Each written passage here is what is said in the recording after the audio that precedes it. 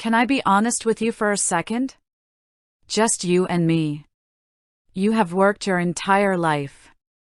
You've saved, you've sacrificed, and you've built a beautiful life for yourself and your family. But right now, there is a giant hole in your financial bucket, and it's called the cost of long-term care.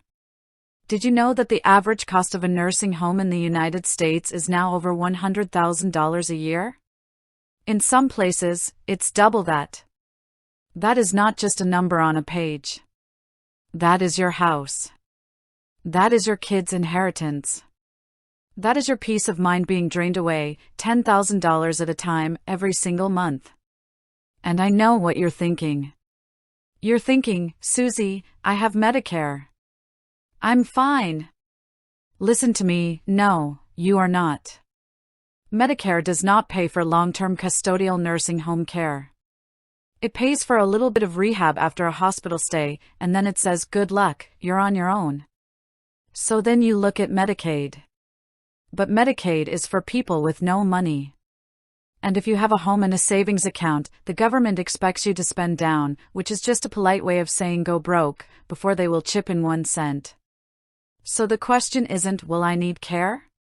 The question is, how do I protect what I've spent 40 years building so the nursing home doesn't take it all?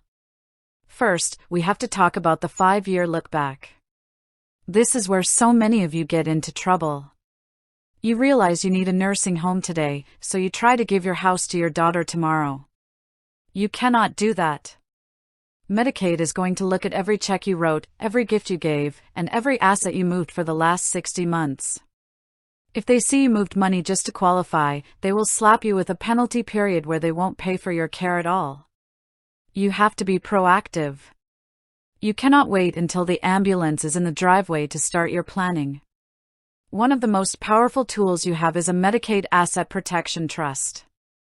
Now, don't confuse this with a standard living trust. A living trust is great for avoiding probate, but for Medicaid? It's invisible. They can still grab those assets. A Medicaid Asset Protection Trust is irrevocable. I know that word is scary. Irrevocable means you are giving up control.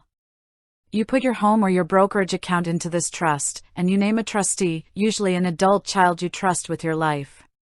Once it's in there, and you get past that 5-year clock, that money is protected. It doesn't count toward your Medicaid limits. You can still live in your home. You can still receive the income from the investments. But the principal? The meat of your nest egg? It's in a vault that the nursing home cannot touch. But what if you're married? This is where the fear of spousal impoverishment comes in. You're worried that if your husband goes into a home, you'll be left living on tuna fish in a studio apartment. Listen to me, the law actually protects the community spouse. You are allowed to keep a certain amount of assets and a certain amount of monthly income. But a certain amount isn't always enough to maintain your lifestyle. This is why you look into a Medicaid-compliant annuity. You take your excess cash, the money that would keep you from qualifying, and you turn it into a guaranteed stream of income for the spouse staying at home. You've turned a countable asset into exempt income. You get the care, and the healthy spouse gets to keep the lights on. Now, I want to talk about your home specifically, because for most of you, that home is your heart. Even if you qualify for Medicaid and keep your home while you're alive, the state can come back after you pass away and file a claim against your estate to get paid back. This is called estate recovery. To stop this, you need to look at a life estate deed or, in some states, a ladybird deed.